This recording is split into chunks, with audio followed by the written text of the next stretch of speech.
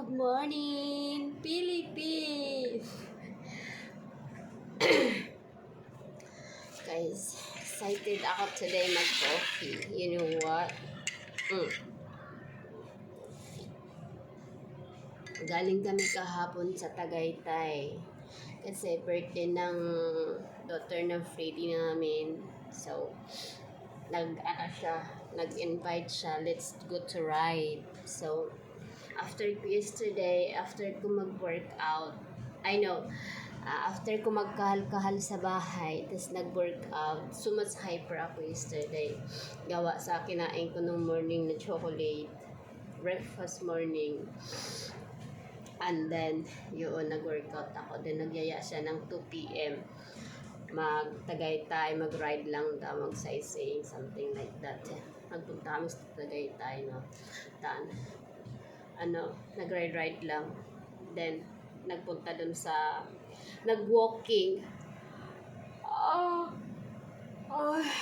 sarap ng tulog ko. Grabe. Parang baby na tulog. So, anyway, back to story. Naglakad-lakad kami. Tapos, yun, yung dalawang pamangkin nagsakay sa horse. Picture-picture lang. And then, after that, pumili kami na grabe guys, ang kinain ko kahapon na sweet, napakadami.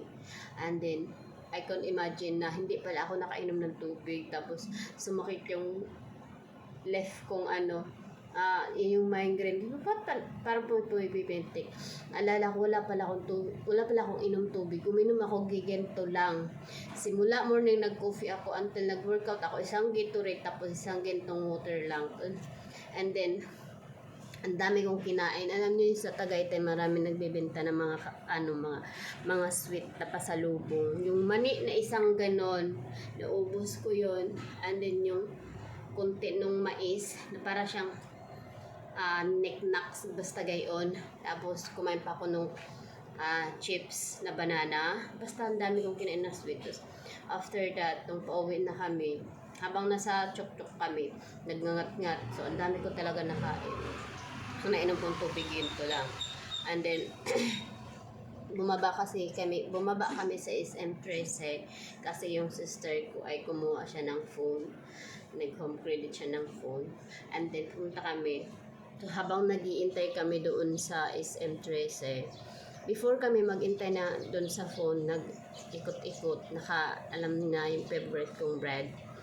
Yung bread talk. O, naka-spend ako ng around 700 na tinapay. Wait lang guys, yung in-air fry ko siya. In-air fry ko yung bread talk kasi nga nilagay ko sa fridge kagabi. I spend almost 700 bread. Pero wala doon yung favorite ko na isa, na ubos na kasi na yun 6 yata. So, ito yung tinapay. Ang init. Ininit ko siya. Lahat ng tinapay na binili ko yesterday, it's my favorite, and then my son. So, yan. Ayan. Yan, mga favorite ko yan, guys. Yun lang. Balik ko lang to.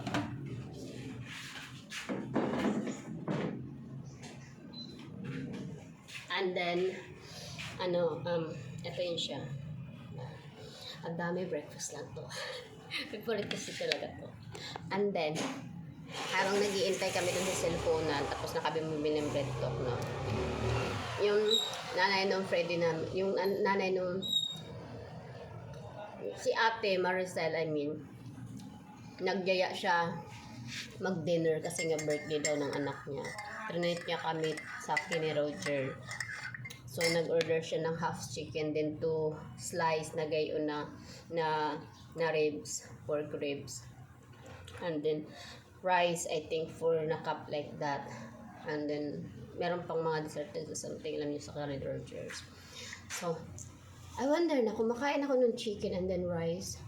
Parang nagiinit ako. Yung feel ko nagiinit ako yung katawan ko. Malamig naman doon, di ba? Nagiinit ako, sabi ko. Tapos, umiinom ako ng iced tea. Parang ayaw ng katawan ko inumin. Parang siyang nandirito lang. Bakit? And then, nagpipitik-pitik na yung dito ko. Sabi ko, shit, wala pala talaga ako inom tubig. Simula nung morning until afternoon, na dami ko nang kinain, I forgot to drink water. Kasi, hindi talaga ako nauuhaw.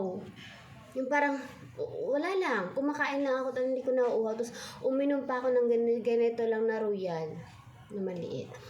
Sabi ko, ba't ganun? Tapos habang pinipilit ko inumin yung iced tea, wala kasing tubig doon. Iced tea yung binigay. Usually kasi bibigay yung isang tabong ganun, isang pitchin na tubig. So habang iniinom ko siya, ayaw ng katawan ko, ayaw niya nang inumin. So sabi ko, naisip ko talaga wala akong tubig. Tapos naghingi ako dun sa counter ng tubig. Binigyan ako. Ganito din yung nainom ko kahit papano. So, simula umaga hanggang dun sa pag-uwi namin, I think yung naubos ko lang na tubig, siguro, baka may isa't kalating gento. Ganun, sa maghapon. Kaya naramdaman ko may pumipitik-pitik dito. Tapos parang nagiinit yung katawan ko. Sign na. Nahihirapan yung kidney ni ate. So yun, tapos nung umuwi na kami, tawan-tawa ko kasi diba, ang dami kong nabili na bread to. Tapos may tasty pa ka. And then, pagdating sa bayo, uminom ako ng mainit. Mas sanay ako sa mainit na tubig. Yung maligam-gam. Inom ako ng inom na maligam-gam na tubig. So, nabalianan. Tapos kagabi, ayan, ang sarap na ng tulog ko. So ngayon, magbe-breakfast na ako. Ang aga ko nagising kasi excited ako. Excited ako sa aking breakfast, friend. Usually, breakfast ko ngayon ay coffee and fudgy bar yung chocolate. Para hyper na naman ng auntie nyo. Pero kasi nga naka-bread talk tayo today. Yan, favorite ko talaga to guys. Grabe. Naka-bread talk tayo today kaya maaga ako nagising. I think pag naubos ko to, ito tatong tatlong to, pag naubos ko to, mag-i-sleep ang feel ko. Sana lang wag. Magbaboxing pa ako mamaya. Hindi ako magpupunta sa gym. Magbaboxing lang ako. So, anyway guys. Tali muna natin yung ating hair daw. Ay, dahil sa nag-cheese ako kahapon. Tapos little bit back. I feel my back, it's like a heavy. Like here, in the middle. And then my shoulder. Which is, itong shoulder ko lagi itong mahibi. I feel like sore always. Kasi masakit pa siya sa motor tuwing nagda-drive ako. Hindi ganyan-ganyan. Ang hirap. So anyway, thanks God. Kain na tayo para mag-start na ng trabaho sa bahay. Bye!